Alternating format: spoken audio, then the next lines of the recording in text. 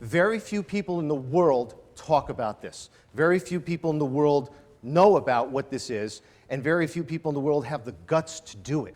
What helped me very much understand the markets and the psychology of the markets is I have two special needs children.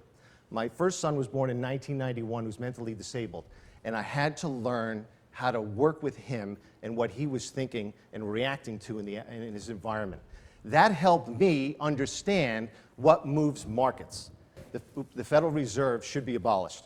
It doesn't belong in our system. It's dislocating every market. It's hurting everybody in the world, and all the central banks are doing that. But again, that's another conversation for another conference. Traditional investments. You have long-only, you have equities, long-only equity funds, long-only bonds, and long-only bond funds. I talk about this in the radio show.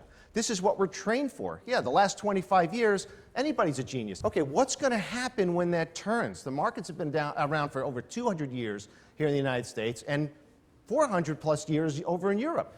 What's going to happen if you're long-only stocks and long-only bonds? Eventually, interest rates are going to go up, and eventually stocks cycle.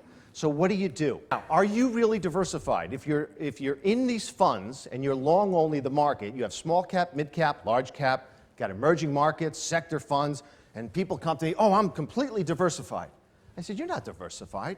You're in the equity market. That's one place to be. This is diversification. Are we in the early stages of a potential deflationary depression? By all of my indicators that I follow and all my proprietary analysis, my systems are signaling to me that the worst is yet to come. I'm not trying to scare you. I'm going to explain it as we go through this. But we just haven't seen the biggest washout that is due in the 40-year cycle. Said, don't buy gasoline this week because next week it's going to be lower. He's actually encouraging people not to spend money. This is now the cycle. Everything cycles. The world cycles. The moon cycles. The ocean cycle. The solar system cycles. Markets and economies also cycle. By the way, in my book, I do discuss ancient Rome, ancient Greece, and ancient Egypt, which is very similar to what we're going through now with the ancient Egypt was a crop issue. Ancient Rome was a philosophical issue of how to structure and protect the civilization. And ancient Greece was the narcissism. Narcissism brought down ancient Greece. I wrote that in my book. We're entering all three of these pieces at the same time based on my indicators. How many of you were around in 1973 and 1974 and in the market? Okay, few of you. It was painful. Okay, this was Nixon resigned in August 1974, Watergate scandal. The market peaked. Everybody thought it was going to keep going and keep going. From January 1st, 1973, or January 1973, to December 1974, the Dow Jones dropped 50%. 50%. We had the oil issues, we had the government issues. There were just so many things that were happening. But what really happened? Margins at companies started to contract. And when margins contract, what happens? The value of that company becomes less worth buying. And that's what the institutions look at, margin. Here is Japan. Now, Japan is way ahead of us. Even though you think they're behind us, they're way ahead. The Nikkei index in 1990 hit just about 40,000. Remember they bought Rockefeller Center at the peak? And they bought a building in Hawaii, on Oahu or something, at its peak. They were all over the United States buying. Look what happened to their index. All of a sudden, people stopped spending money. People got scared. This has been happening after their QE programs. What they just announced the other day was just an all-in poker game. They've been doing this program all along, and it still hasn't worked. Yeah, it's moved up to 17,000. A lot of people are excited about it, but look where it was, and look where it still is today. They haven't solved their problem yet. Now this has moved over to Europe, okay, because Japan has more debt to GDP than anybody. Now it's moved into the Eurozone, which is second place, and we're in third place. So it's just a matter of time before it cycles to our shores. This is the most important chart that shows the whole stock market. This is the value line geometric index. This takes into account all stocks. You see a pattern here? I call it the three little Indian pattern. You could trade this on a chart on other stocks. but we have a topping pattern that continues to exist. The value line has not broken through the 1998 level high. It came up, and now if you time this measurement out symmetrically, we're in a danger zone. So it's either going to break out, and I'm going to be totally wrong, or it's going to break down, and people are going to be crying.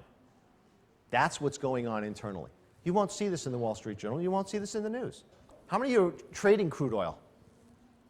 No? Okay. Good. Crude oil has been on my radar to collapse. When it was, if you've been listening to my radio show, 6 months ago I said it, when it was 100, 105, it was up in this area. I said crude oil is ready to crack. It's going to collapse. Why is it going to collapse? Well, look where the commercials were. This is the highest net short position in the history of the contract. I didn't put the open interest on here, which means how many contracts are outstanding, but it was huge. Those guys, they don't care where the price of oil goes. They're hedging. So what are they doing? They have oil in their tanks, and they're selling the futures markets to people like these guys, the hedge fund guys, who think oil's going to $150 or $200. They were net long. The public even got a little more excited. And what happened? Broke down, broke through a major, and I show you the multi-year trend charts because that's where the trends are. Don't look day to day, don't look month to month. Look at the overall trend, get into the trend and wait, like a bottle of wine. Wait for that trend to come to fruition. So I talk about buying a stock at 50, it goes to 40. Our psychology says, let's buy more. Goes to 30, you hold what you have. Goes to 20, you get the pain in your gut, and you finally sell it out and take the loss. And we do that so many times that when we have a profit, we buy another stock at 50 and it goes up to 60, what do? We sell it. We're a genius. We were right. It's just the opposite. What we're doing here is we're hoping our losses come back and we fear we're going to lose our profits. Change that thinking. Change it. Fear your losses. Hope your profits keep going. Get rid of the large losses. If you don't have large losses, then your small profits and small losses cancel each other out, leaving you with the large profitable trades, and that's what you're looking for. When you buy a stock at 50 and it goes to 60, it means you were right. You buy more. You don't sell it. When a stock goes to 40 and you bought it at 50, you sell it. You don't buy more. It's a training. It took me years to get this. I don't expect you to get this in 10 minutes. Okay, remember, investment is a business. Have a plan. Follow an entry and exit plan with rigid discipline. Survive to hang around for the big moves. That's what we're looking for, the big moves. Break-even levels have no bearing on the future success of your position. The market doesn't care where you bought or sold your stock. Big moves take time to develop. Stay patient. They could take 6 months. They could take a year. Nothing new ever occurs in the markets. History repeats itself over and over.